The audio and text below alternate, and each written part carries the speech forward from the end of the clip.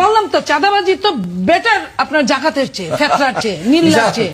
যে চাঁদাবাজি চাইতে নাকি জাকাত খারাপ, আপনি কথা বলতে পারেন? আজকে একটা দুঃখ পেয়েছি, টক শোতে দেখবেন আমাদের এক বোন, উনি অবশ্যই ইসলাম সম্পর্কে জানে না, এই কারণে এই কথা উনি বলে ফেলেছেন যে চাঁদাবাজি চাইতে নাকি জাকাত খারাপ। আপনি কথা বলতে পারেন? জাকাতকে আমির হামজার কোন তৈরি করা বিধান?